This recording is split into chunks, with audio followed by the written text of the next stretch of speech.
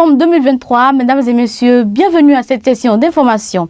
Face à une situation de violence très grave due au crime organisé, le président brésilien Luiz Inácio Lula da Silva a décidé hier mercredi 1er novembre 2023 de mobiliser 3700 militaires dans les principaux ports et aéroports du pays jusqu'en mai 2024 dans une opération visant à aider le Brésil à se libérer des gangs de trafiquants de drogue et d'armes.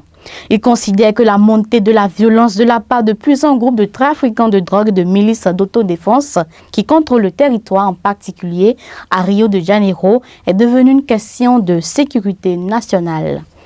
Un tour en Tunisie, le président Kais Saied a dénoncé mercredi 1er novembre des complicités et une opération planifiée depuis des mois après l'évasion mardi à l'aube de 5 hommes impliqués dans des attaques terroristes de la plus grande prison du pays.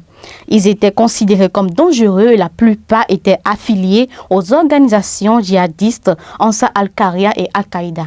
Après cette évasion de la prison de Mornagia, 2 hauts dirigeants du ministère de l'Intérieur, dont le directeur des renseignements généraux et le directeur de la prison, rattachés au ministère de la Justice, ont été limogés.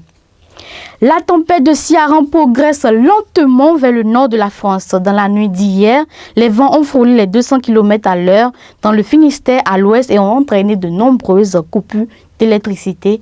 1,2 million de foyers étaient privés d'électricité ce jeudi matin. Toutes les vigilances rouges ont été levées dans le nord-ouest de la France à 9h, temps universel ce jeudi. La tempête poursuit sa route vers la Manche et l'Angleterre, précise Météo France.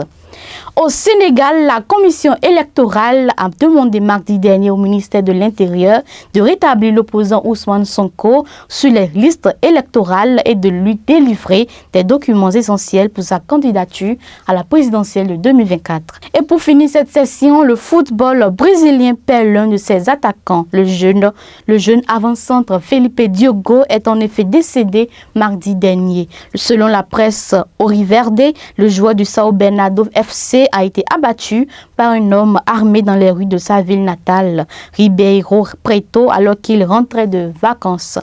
Alors que les autorités locales sont encore en train de mener une enquête pour élucider les motivations derrière ce meurtre, le club de Felipe Diogo a tenu à lui rendre un vibrant hommage. Dans un communiqué diffusé sur les réseaux sociaux, le São Bernardo Football Club a exprimé sa profonde tristesse et ses condoléances envers la famille du jeune attaquant de 21 ans. Ce sera tout pour aujourd'hui. Merci de nous avoir suivis et à la semaine prochaine.